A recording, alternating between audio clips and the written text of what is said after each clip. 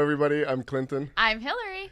and welcome to Blacklantic. We are primarily an East Coast-centric podcast, website, and media channel with the goal of bringing East Coast Canadian voices to the world. You can expect to hear from us every week with guests or open discussion, exploring topics and perspectives from all over Atlantic Canada. So be sure to visit us at blacklantic.ca. And search for Blacklantic on all social media channels. Amazing. Well, this is an exciting week, isn't it? It's so exciting. Oh, see, I forgot to switch already. This is our first time together since we launched Blacklantic in the same room, filming our first video podcast and, of course, audio podcast together. Yes. So if you are listening, I would encourage you to watch and see how we managed to switch cameras, because we're in a very cool setup thanks to CHMA FM. They've set us up with cameras, mics, the space, and then we've also rigged our two phones. So we have 4 cameras on us right now, which is very intense. Like, I've modeled for 7 years and I feel intimidated. Yeah, this is pretty wild. This is a really neat setup, Yeah. 4 cameras, lights, interesting background, in the amazing, I guess, hidden secret that they have here on Mount Allison campus with such a professional looking area. Yeah. Sitting area, kitchen. There's another room over there where they record the radio station, and they have, I don't know, there's something like 70 plus podcasts at chmafm.com, as well as every night weekly they have different people in here doing live shows. It's just a really great, vibrant area. There's a lot of the university students involved, and it's neat. We're really honored to be here, courtesy of Mr. James Anderson, who has been so helpful. And No, thank you so much for all your help setting this up, and also like reaching out to have us on as part of the channels that get distributed. I guess it's very cool. Yep. Super big honor. I was also going to clarify, we were together. If anyone is paying attention to continuity, we were together. I had COVID, and I tested yesterday that I did not have COVID. So now we can be near each other. Somewhat safely, yes. Somewhat safely be near each other, which is also just a highlight. Not only are we here, but we're together. Although, full disclosure, I did go to Costco today with no mask, and that place is busy as hell. The kids had a mask on. My son forgot his, and so I gave him mine, and we'll see. I tried to hold my breath and stay away from people and take those back alleys, but I think we'll be good. I mean, incubation period is 3 to 7 days, and I'll be gone. So if I give my cat COVID, it's on you. I think I'm good. I'm not worried. Most of the people in there still, I'm really got to work on switching these camera angles. If you're watching, we're trying our best. Yeah, this is real, bear with us. This is the diamonds in the rough here, uncut, learning how to do this better each and every week. And clearly this is a nice step up. I think I'm good though. Yeah, I want to take a quick second just to shout out that we're also doing a TikTok live. That's one of these cameras. And if you don't follow us on TikTok, I know I mentioned the socials at the top, but you can get exclusive content like this. We really want to start doing more things like that. Yep. So just a little shout out to that. And now, do you want to get into what topics we're discussing this week? Sure. I mean, I think we don't have to ask how we are. I think we're both pretty happy and excited. We're just jazzed. But, see, I'm not on me again.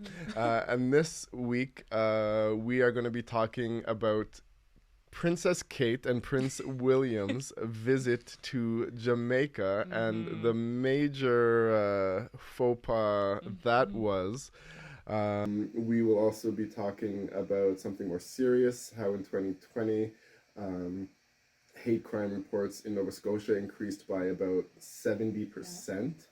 And then back to something really exciting. For the first time ever in Canada. Oh, thank you. Yeah. Can I put this in the middle? For the first time ever in Canada, there is going to be... Here, you announce this. Oh, what did I do? Oh, no, it's still recording. Oh, okay. This episode's going to be so wild. Black Academy coming to Canada, and we're going to talk about that. Yes. So do we want to get the more annoying one off the list first? Kate and William? Yeah, go ahead. Yeah, so from my understanding, and I will bring up the article here just so we have all of the information, but Prince William and Kate were supposed to do their usual PR visits going around, and it was supposed to be for Afro-Caribbean. There was Belize, there was Jamaica, a few other places. I didn't pay attention to all of the places. Yep. What I had heard was that in Belize, because of some protests, they did essentially like kibosh that. And I don't even know how serious the protests were, but the royal family being the royal family, they were like, absolutely no way. So a small amount of protesting meant that they diverted that, and I believe still held the conference at another location. The bigger issue is the photo op that happened in Jamaica, where I will edit the video so that a picture pops up right now, but essentially they've got Kate and William taking photos with Jamaican people, but through a chain link fence. That no make it. Oh no. Yeah, so we're looking at this photo right now. We're looking at the photo. So it does say, you know, that like they were welcomed quite warmly in Kingston, and instead, this article from BBC says, what looked to many as some sort of white savior parody, with Kate and William fleetingly making contact with the outstretched fingers of Jamaican children pushing through a wire fence. Yeah, absolutely. Jamaican. Wild. What you think? Not bad. Not a bad accent. Thank you, I tried. I want to know who their PR person is. I mean, really. Like, who took this photo? It's Reuters. Okay, but who said, hey, there's a bunch of Jamaican people on the other side of this chain link fence. Children. Why don't you go let them try to shove their hands through it just so they could touch your holy godly fingers for one moment and show what amazing, generous people you are just for coming and bestowing yourself upon Jamaica. At a time when, as we know, Jamaica is already or preparing to remove themselves from the Commonwealth, something that was a big discussion in Canada a couple of years ago, something that we're not moving towards yet. But just... like after all the controversy in the media the past few years about the royal family and their history, there were a lot of nice photos, but total fail. Yeah, so total fail. In the words of like this BBC article, it says it was a bad misstep for a couple who are surprisingly media savvy. It was not the only one of this curiously disorganized trip.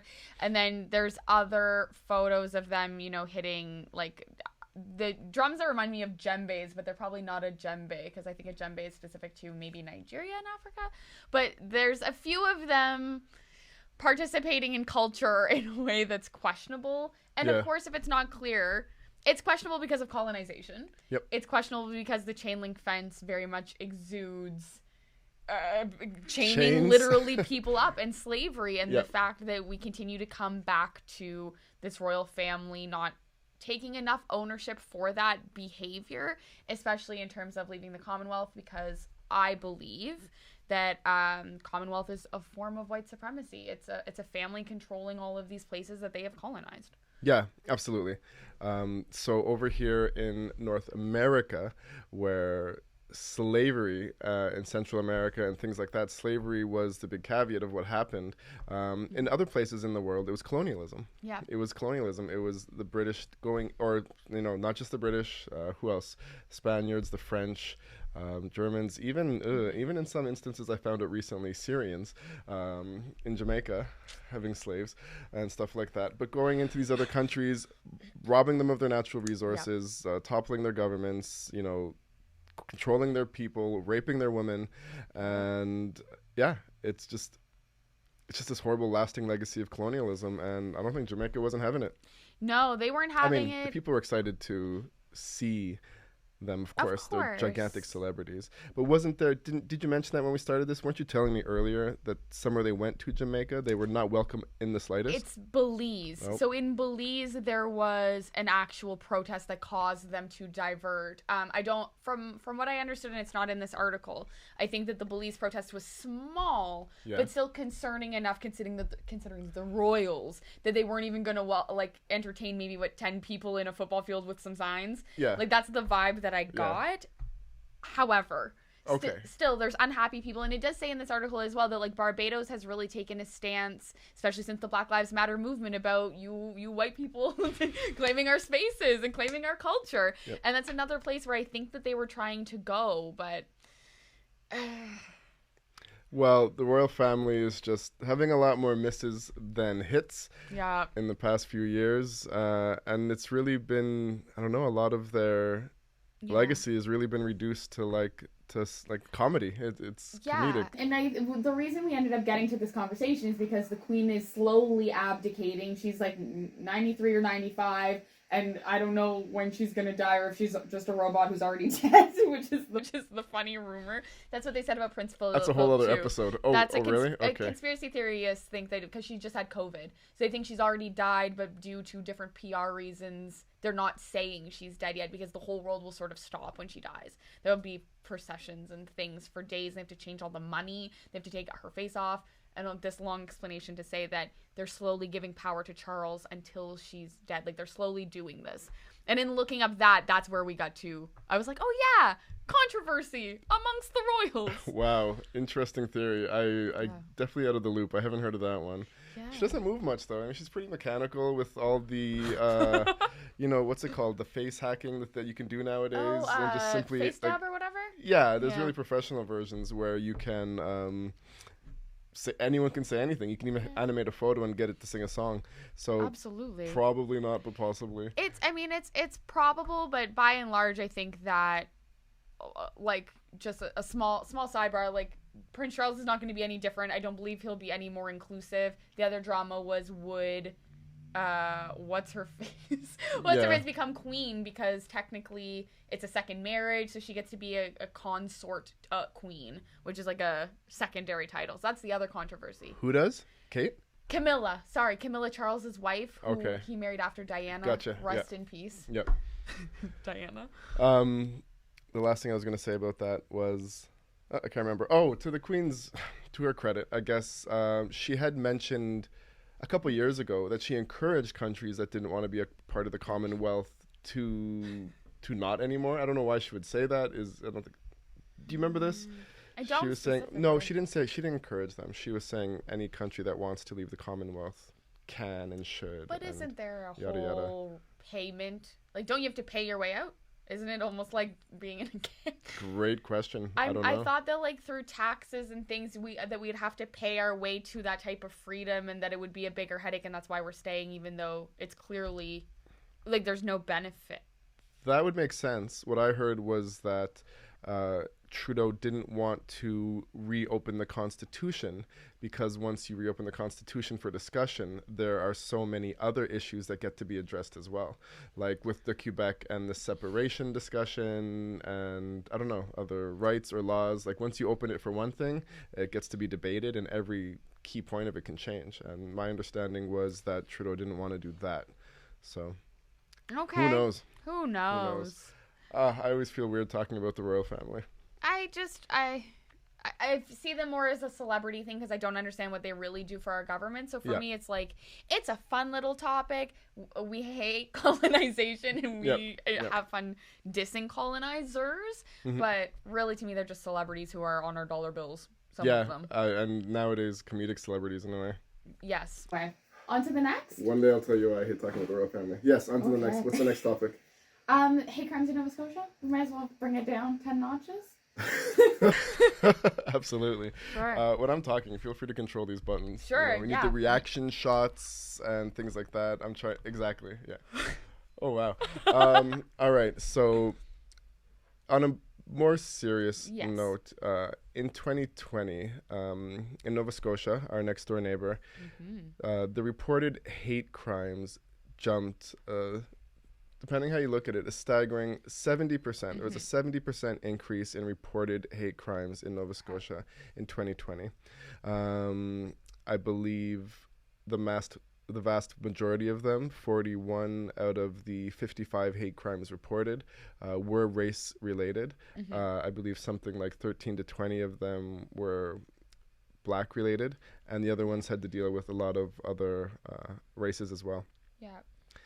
It's a sad reality. I don't know if actual instances increased in 2020 as sort of a backlash to the global protests taking place, or I don't know if it is really that people finally felt supported, emboldened, and empowered enough to speak up, to report things that were happening. I know that I've Well, what's your opinion on it first? I like that thought, and I hadn't thought of that. Perhaps because of the murder of George Floyd, such a pivotal moment in 2020. Clearly, maybe people did finally feel brave enough to speak up, or were just like, I've had enough of this, and I'm frustrated by what I'm experiencing, and I want to say something. It does say in terms of the like what you were saying about the 13 people that were most targeted, reported being Black.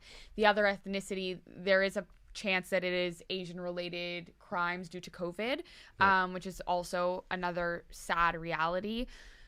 My bigger thought is that I'm not surprised. We've experienced racism in all of I think the places that we've lived in various degrees and in different ways. We've heard about it. Black Lives Matter protests that happened because of George Floyd. That man threw eggs at people during it here in New Brunswick. So that, to me, I won't speak for you, is a form of a hate crime. Yet I don't believe he was charged with anything in the end. So No. It's not surprising. What I think I find the saddest about the article is that the other hate crimes are obviously based on gender and orientation, and being a queer woman who's also Black. I'm like, well, just cross me off all the lists, I suppose. That's the sad reality of it, but it's still not surprising. No, it's not. I would imagine there were many more instances of hate that took place across Nova Scotia in 2020 as well, against women, people with different sexual preferences, people of different cultural origins. In a lot of cases, people don't even know that they can report a hate crime. In a lot of cases, reporting a hate crime is an incredibly difficult process. And if Nova Scotia is anything like New Brunswick, the burden of proof in reporting a hate crime falls on the victim itself. Yeah. The victim has to provide proof of, I could be wrong. The victim, usually, when you go up against the Human Rights Commission to report an instance or a crime, the burden of proof is on the victim to provide the evidence, investigate it themselves, hire their own legal representation, do all the work. Whereas with other crimes, the burden of proof lies on the police force and the taxpayer dollar to investigate that and provide proof. So in New Brunswick, I know for what I can say for a fact that there has never been a charge successfully laid against anyone in New Brunswick for any race-based hate crime in history. It has never happened. So stats like that are discouraging and probably prevent people from reporting these things anyways. I know multiple people who have filed complaints with the Human Rights Commission and have gone to the police to try to report hate crimes, and they get nowhere. So these things are not documented. These things aren't included in statistics. No. And it's really sad. I think the system needs change. I think it should be a taxpayer burden to investigate hate crimes when everything else is a taxpayer burden. Every other form of crime is a taxpayer's burden to investigate, and it's ridiculous that still we haven't been able to update the system or change the laws to make this something that is investigated by the government as well. I agree. And then the other thing too, that it says that Canada reported 663 incidences of motivated hate crimes, and the Black people accounted for 26% of all of overall hate crimes. So it's we're speaking about Nova Scotia and their stats, but 26% when you have hate crimes based on gender orientation, all the other races, that's out of a list of maybe 10, we get almost 30% of all of the hate is on us. Yeah, especially because Black people only make up 3% of the population of Canada. Yeah. So that is an astronomically high number. Oh, I just read the next line, more than double the next highest group, the Jewish population. Okay, exactly. Yeah, that's very upsetting. It's really sad. And it also just reminds me of our conversation that we had recently, depending on when this airs, with Alicia, speaking about police officers who were trying to say that people would use the black card to get out of it. Yeah. Almost 30% of us are experiencing hate crime on the daily, and we can't even get any in New Brunswick, any charges pressed about it. Yeah, I've experienced racism from a police officer here in New Brunswick. My family, my brothers have experienced insane amounts of racism from police in Toronto when they were growing up in like the 80s and such. And camera switching. And yeah, it's just wild. It's something that doesn't surprise us. I mean, these numbers are low in my opinion. They're not even close to representative of, I mean, is carding a black person on the street for no reason, which was a big issue in Nova Scotia and continues to be, I believe, even though they apologized for it and it's not reported as much, is randomly pulling over and detaining a black person, minding their business, having not committed any crime, asking them for their ID and their card, and just inhibiting their day. What's the motivation behind that? Is that not hate-based?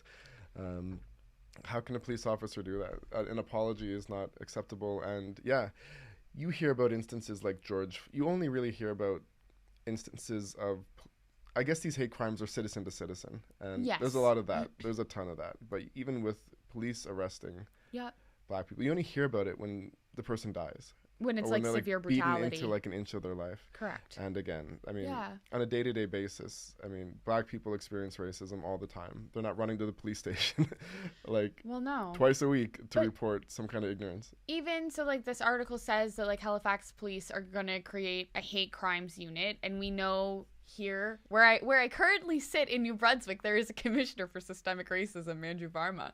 Yep. And we love her on this podcast.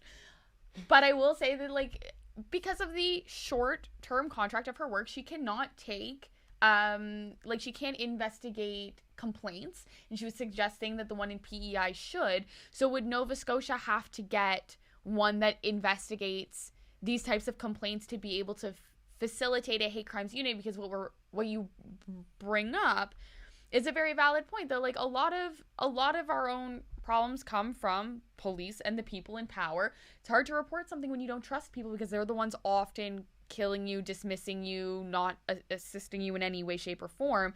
That's why you have these commissioners. So if the Halifax police create a hate crimes unit, don't know that I would turn up there either. What's gonna happen? Nothing. I wish I had the answer to that. We have no answers. No. But I mean, this is the news. I'm looking forward to... I'm not looking forward. I wonder what the 2021 and 2022 reports are going to say. Yeah. You know? I'm interested on what those will bring. And this also did remind me, too, that just in terms of... Not to police bash, but there is now evidence, too, of how implicated they were in the convoy as well. Right. So that also elicits more... a bigger lack of faith in the people in power when they participate in things that way. So this isn't one of our topics for today, but what you alluded to that a few days ago. So what are they being implicated in and implied upon for the what did you name it? The Flu Trucks Clan? Flu Trucks Clan. The Flu Trucks Clan. What was their involvement there before we move on? From my understanding, and I don't have an article in front of me, I am willing to be educated in the chat, in the comments, anyone, thank you. But from my understanding, they're implicated in the sense that either they were participating like actively while like not at work, they were there marching along with the convoy. Okay. Not necessarily people with Nazi flags or spewing hate speech, but maybe just physically present. But there is perhaps also evidence of like funding being given as well from the police. And that may also cause a lax in wanting to push to arrest them quicker or be more strict or more stern if it's your buddies in the crowd. And I think that's the consensus of the issue, is even if they aren't the ones with the Nazi flags, if you're there participating in this protest, how can we arrest or defuse this group of people when you are our friends, our buddies who have donuts with us? Yeah, like the cops aren't going to be out there arresting cops. Exactly. For sure, and they know each other. That's the problem. Yeah, that's pretty wild. Okay. Yeah. That makes sense. Yeah. So on to the third and final topic of this episode, at least. Someone asked on the TikTok live. Because we're doing that too. New Brunswick is more racist than Mississippi? Than Mississippi? Mississauga? Mississippi. No, Mississippi. And, to be clear, if there's any TikTok followers watching us from the States, there is a New Brunswick in America, in the state of New Jersey. Brunswick, New Jersey. Yeah. So we don't know a lot about that New Brunswick. We're talking about New Brunswick, Canada. And is New Brunswick more racist than Mississippi? Have you been to Mississippi? I have never been to the southern states. Although okay. We have a lot of Acadians here, and they're from St. Louis, Missouri. There's a huge Acadian population down in the States. Okay. Where Lil Wayne is from. The place that... This is a lot of information. Whoa, how do you not know this? You mean New Orleans? Yeah. Okay. New Orleans, which is in the... Is that the state? I don't know my American geography. New Orleans, Louisiana. I don't know American... I That's know more why about the rest of the world. I know a lot more about the rest of the world than the States. All right, so New Orleans, Louisiana, not St. Louis, Missouri. The whole French Quarter is there because of the Déportation des Acadiens. Thinking about the St. Louis restaurant. Yeah.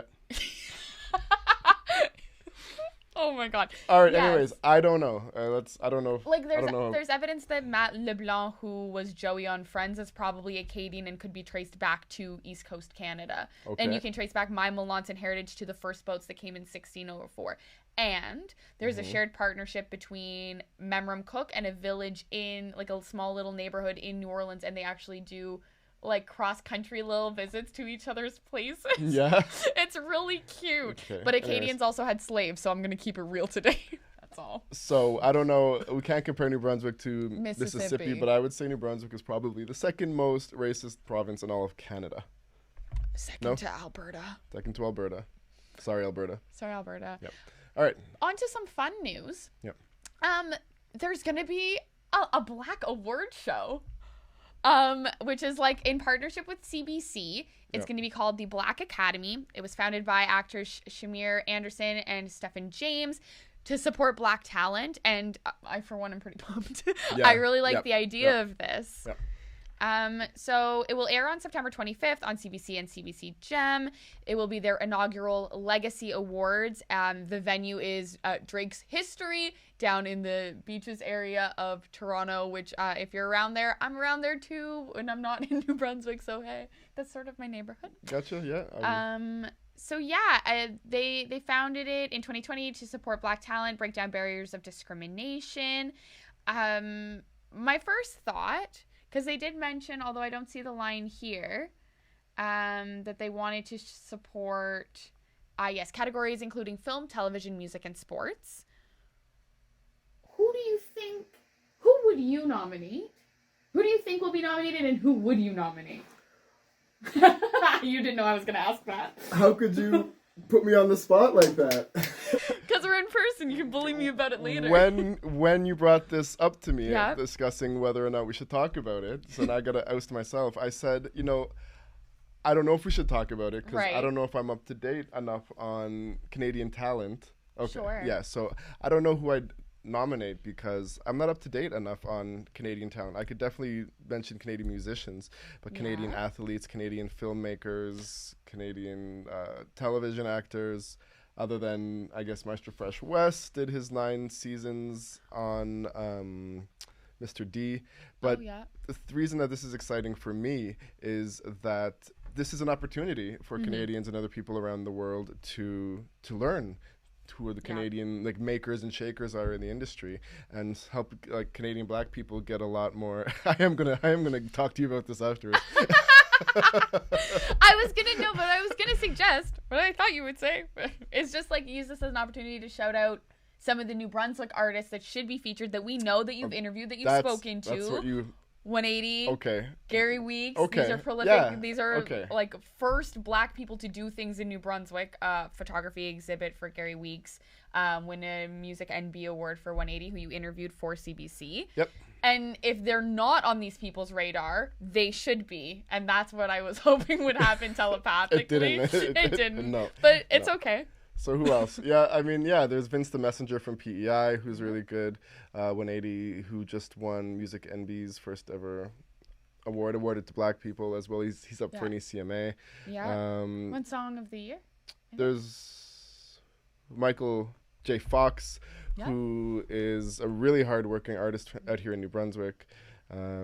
Yeah, we'll just shout out black musicians. There's Alon McCall, who is the producer and drummer for Echo 7. We have an But episode with him. Check I it out. can't speak for people across Nova Scotia, PEI, Alberta, Ontario, Quebec. I got no clue. No. And actors, actresses, I don't know. But when this launches, I know I'm going to be watching it because that's how we're going to get up to date. And we're going to also we're going to We're probably telepathic. we're gonna telepathically. What are we gonna do? We're gonna watch it and then find out who these people are, and then we're gonna get them on the podcast. It's my goal. But so it works this way. It works this way, but not back this way. I'll also throw myself under the bus. I don't know who to nominate either.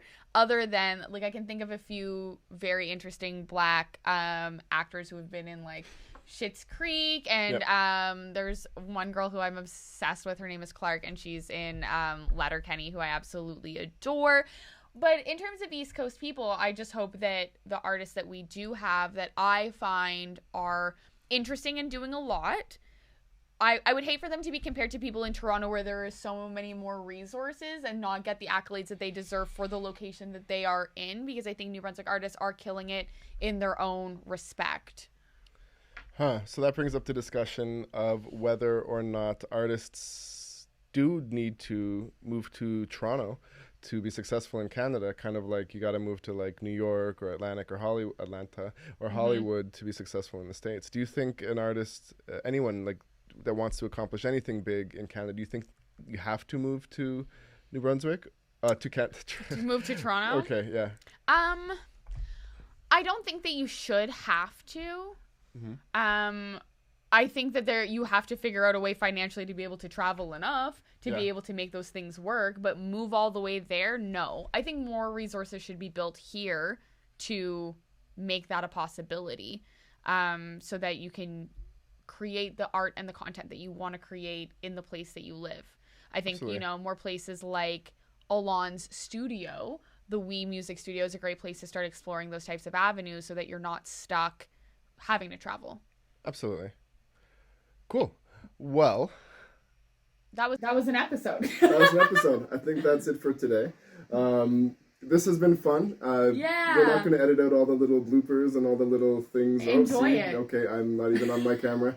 We're not going to edit out all the little bloopers and things regarding the little mess ups that we were doing, just there. But I hope people who are supporting us and following us our journey enjoys this format that we have going. We're only going to be able to do this for so long before we switch back to Zoom.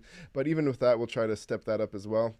Yeah. But thanks so much for listening. And for people who want to check us out, we've got thank you. Cropberry, Clinton Davis, yeah. But also, so visit us at blackatlantic.ca, join our mailing list. Make sure to check us out on Facebook, Instagram, TikTok, YouTube, Twitter, chmafm.com. Thank you so much for providing these facilities for us. Is there anything else? The GoFundMe. Yep. That's my job, is to just say now, the GoFundMe. And again, shout out to the people who are watching on TikTok. If you want to do that, follow us on TikTok, even though Clinton just said that. Yep. So we've got a couple donations. This is real grassroots right now. We've got a couple donations on the GoFundMe, so thank you to those people. And we're going to continue to just try to bring better content to the listeners out there in better ways and better formats and ways that are more interesting. More contributors, more art, more mediums, more everything. All right. Well, until next week. Thanks for watching and listening. Bye. Peace. This episode was made possible in partnership with CHMA FM, which is currently doing a fund drive. Visit chmafm.com to learn more on how you can support them.